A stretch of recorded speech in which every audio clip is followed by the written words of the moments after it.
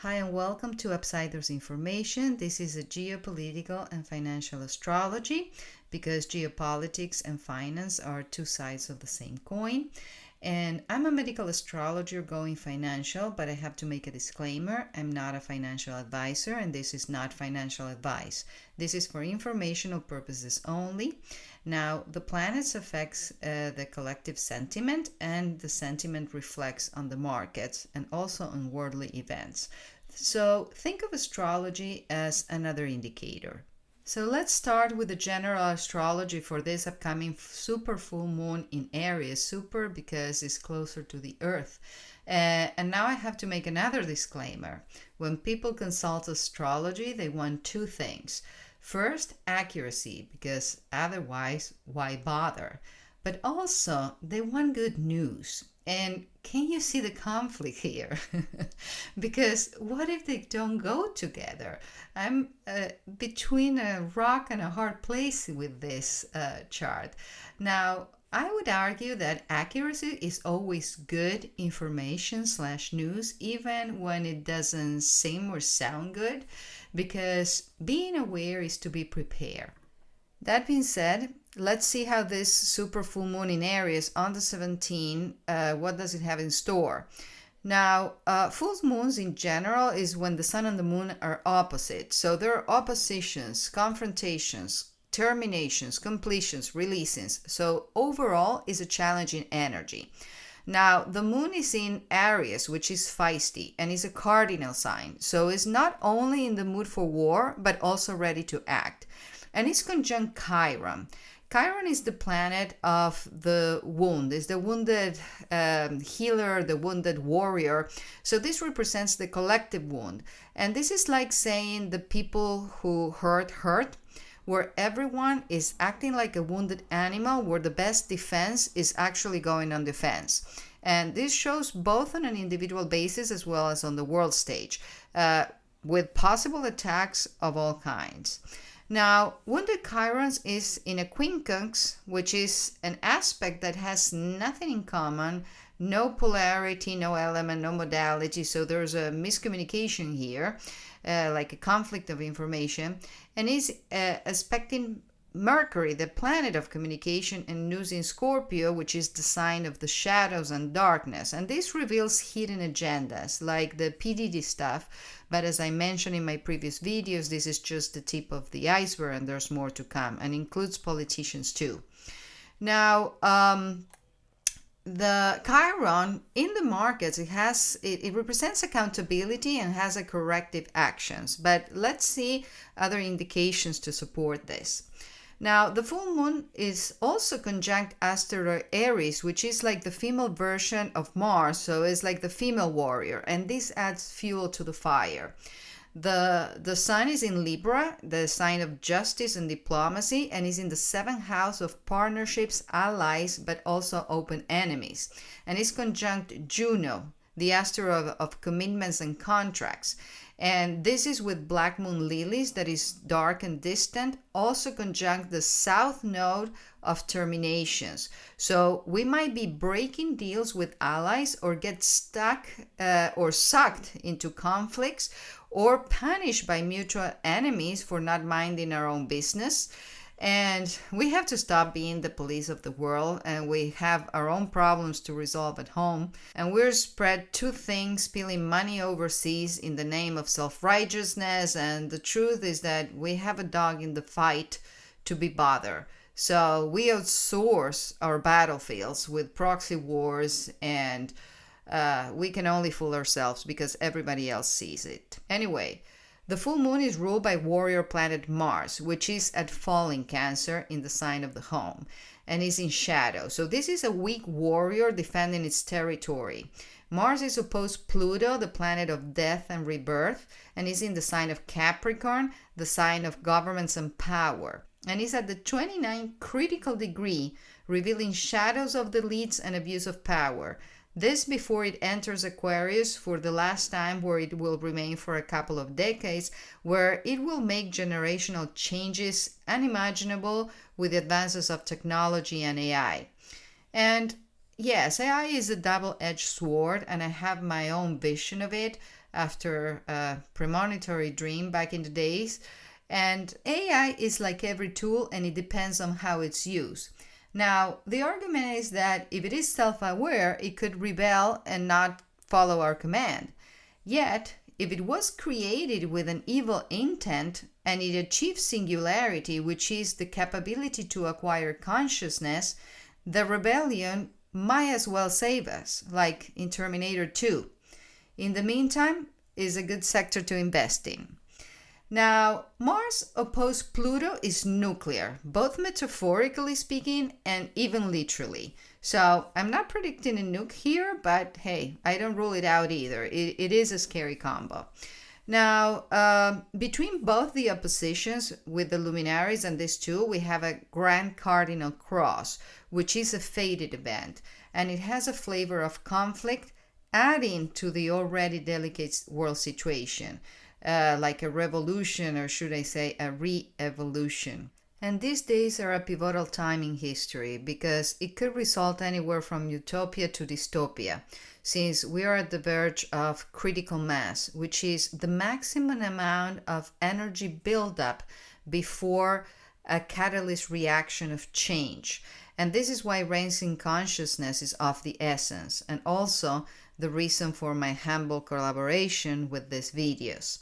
But explosive Pluto is in a restrictive semi-square with Saturn, the planet of law and limitation and dispositor of Pluto, and trying to contain the situation. But Saturn is weak in Pisces, so the establishment might not be able to exert the control they want. Now, then we have Uranus, the planet of shock in earthly Taurus, the sign of grounding, where some believe to be at fault because the earth doesn't like upheaval.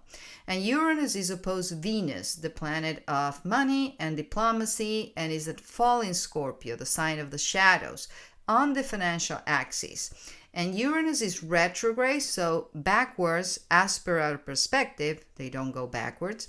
But it will conjunct the fixed star Algol, the star of the Medusa, the losing of the head, and decapitations, which happened to hit Trump on his midheaven on the first assassination attempt. And right after, it brought Biden down over losing his head due to the senile dementia. But like lighting, Uranus doesn't strike twice in the same way. So we will see how this will play out, and this might affect the markets too, because Uranus rules tech and crypto, so it might affect those sectors. On a side note, there are a lot of tech issues lately in the financial system. I often get notifications of service disruption from Square, and talking with colleagues is happening across the board. Also, Bank of America has been reported to be down at times or reflecting zero balance, and people are having a hard time getting cash from the bank. This is because when you make a deposit, it used to be that they had to keep 10% and they could invest / gamble the rest. But all that changed with COVID. And you would assume that they had to keep more money just in case, but no, they took the limit away. So now they can gamble it all. And when the economy is not in mint condition, and you want to take your money out, they have to entertain you now with double verifications and whatnot to buy themselves time to get your stash. Now, Mars is square Chiron, the wounded planet, so the collective aggression is at odds with the collective wound. This victimhood narrative push on the population to distract, divide, and conquer. These aspects represents attacks, injuries, accidents, inflammation, both metaphorically and literally. So you may feel it in the body. And because Chiron is in Aries and Aries rules the head, this combination with the previously mentioned Uranus on Algol is a double indication and confirmation for possible upheaval, confrontations, assassination attempts, etc. And I will go over the elections later, so I will make a special video about that. Now, there's a grand trine in water signs with the cosmic lovers, Mars and Venus, and Neptune, the spiritual planet that rules water, which are feelings, making us hypersensitive, but also mitigating the overall negative influence. Yet also pointing out to all the water issues that were predicted in my eclipses videos and that we're seeing around the world. Now, Mars and Venus in unhappy placements are in mutual reception because they much rather be in each other's place. So there's a collaboration between the planets of Kumbaya and the planet of conflict, pointing to the fact that there's an ulterior spiritual significance to all this hardship, assisting in the awakening of mass consciousness. At the next day, the Sun will make a yod, aka a finger of God, with both Uranus, the planet of shock, and Neptune, the planet of fog and confusion. So this is rather unpredictable by its own nature, but is operating from the 12th house of loss and the 2nd house of finance. So whatever happens could affect the markets. Now, Jupiter, thankfully, the great benefic, is in positive aspects with the luminaries, but recently went retrograde in Gemini, losing steam, and in the signs of the twins of news and communication is in detriment. So there's conflicting information and volatility. And Jupiter rules the world's financial system. It rules capitalism, business, wealth, prosperity, and economic growth. But is near the 22 degree of collapse, pointing to the economy looking worse than what they make it out to be. And the proof is in the pudding. It costs more to the government to print a penny than a penny due to inflation, so they're printing them at a deficit. And other countries like Canada and New Zealand are doing away with smaller coins. Now, Powell cutting 50 basis points, and now there are talks about two more cuts of 25 basis points each, both in November and December. It begs the question, why? If the only reason to cut rates is to stimulate the labor or curb inflation or to avoid a market crash. But with the labor's reports, we don't know what to believe because first it looked good, then it was a lie, a minute later it looks good again. But what they don't say is that some of the jobs created were jobs reinstated, and other jobs are part-time, low-wages jobs that even if you create 100,000 of them, you have now millions of immigrants competing for those same jobs. So we're still under. And there are sectors like the real estate market, for example, that because it's low in inventory, almost half of the realtors haven't made it last year. But unlike mortgage officers, which might get laid off, realtors simply disappear, not impacting the labor data. And it's calculated that almost half of them might not make it back to the industry. Then they claim that the rate of inflation came down, but that's on top of the previous inflation rate, which was higher.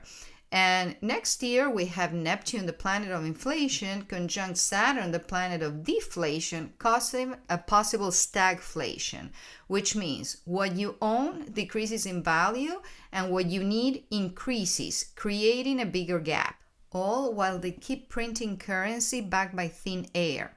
Now, consider that since the pandemic, we have printed more dollars than in the whole history of the dollar combined. And government spending has been at all-time highs, and the revenue comes from us. That's why they want to expand the IRS. And this graph shows taxation, GDP, and spending, which are all more or less the same, but the big curve is our debt, which is exponential, and we're barely keeping up with the interest. So I don't know who we owe so much money, but someone must be really pissed off. Then the definition of recession has been altered as per convenience of the puppets in chief, and markets are overvalued with buybacks and manipulations by big pockets. And consider that the SP 500 is really driven by the Magnificent Seven: Apple, Google, Tesla, Meta, Nvidia, Amazon, and Microsoft, versus all the rest of the companies combined. Now, the Blackstone company is now a shareholder of the Federal Reserve, which is not federal and not a reserve. That's why they can do it. And also they own most of Coinbase besides the Bitcoin ETF. and now part of MicroStrategies too, the company that invests in Bitcoin. They are pushing for a CBDC, which stands for Central Bank Digital Currency, and is basically programmable money, which can be used to manipulate you, like it happens in communist China. And they may use stable coins like USDC to push such agendas. Now, astrologers have analyzed Michael Saylor's chart, which is the CEO of MicroStrategies, and it doesn't look good. His chart has been used as a proxy to evaluate Bitcoin performance, but who knows, it might play out in a different way in his life. Now, regarding the CBDCs, they are already testing some in some countries and is failing miserably with little adoption rate. And like in Nigeria, for example, it has been already used to block accounts from protesters and limit the amount of expenditure of the general population. Just like it happened in Canada, which technically ranks high in the democracies of the world, and yet they had confiscated the funds of the Canadian truckers.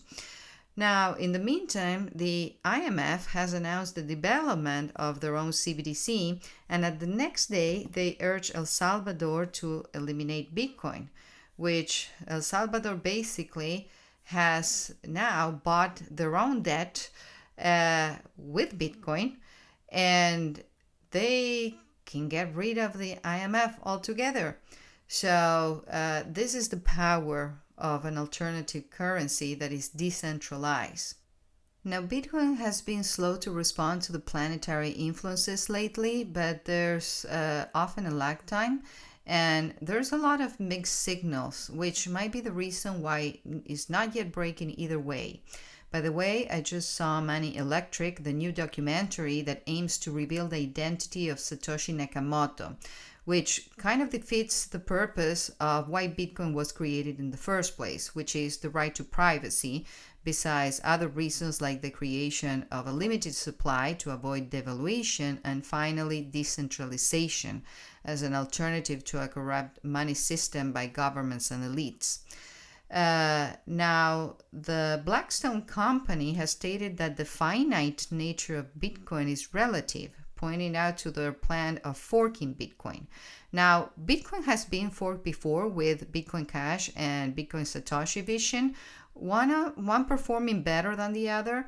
But the problem with Big Bro forking Bitcoin is that they call the shots, and they can implement regulations that will rule only their Bitcoin legal and try to eliminate the competition. And follow financial investigative journalist Whitney Webb for all the behind-the-scenes information, because her work is priceless. In the meantime, with institutional money flowing into the space, Bitcoin is still a hedge against inflation despite volatility, especially since the BRICS will do away with the dollar and the US predatory sanctions and financial warfare. So think of Bitcoin as a long-term investment or for swing trader rather than day trading, because as you trade you pay fees, and in short term capital gains are double than long terms, so it's not worth it. Now, let's see the astrological influences for Bitcoin. Now, usually full moons are local market bottoms. And based on the work of the esoteric data analyst Marsilio Musin, Mars slow in shadow and then retrograde has been bearish for Bitcoin. So we're not out of the woods till the next eclipse season next year. But Saturn sextile the Sun, the Bitcoin sign, helps to build market structure and is not super bullish, but is supportive.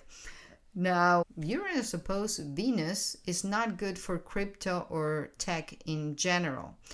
And Pluto going direct now on Bitcoin Jupiter and progress Sun too. This triad is a bullish signature. Now, Jupiter square Bitcoin Saturn is overconfident, so we can consider that minus negative. And Uranus ruling tech and crypto conjuncting the malefic star Algol would be bearish. So then again, mixed signals for a while. I know it's frustrating. But it looks better for the end of the year and definitely for next year. And everyone is expecting the pause having rally, but ever since the ETF, Bitcoin hasn't behaved as usual, and with everything going on in the world and a possibility of a black swan event, we'll see. In the meantime, tread with care, take in consideration these challenging influences and avoid conflict whenever possible. Choose to take the higher road and count to 10. Take a breath, be careful driving, and make sure you ground yourself or go out in nature to replenish. And take some time to smell the roses, try some meditation, prayer, and practice gratefulness. We are here for a reason or a season, so let's make the ride worth it. And if you need my support or a private reading, you can email me at the email below, upsidersiformation@pm.me. I have reasonable prices and know that I will never reach out to you, so be aware of scammers. As a rule of thumb, never respond to anyone soliciting. And remember, this is not financial advice. This is for informational purposes only. Please like, share the love, subscribe, and hit that bell for notifications so you don't miss out in the upcoming election predictions. I will make an extra video in between lunations soon, so stay tuned. Thank you for your time. Much love. Namaste.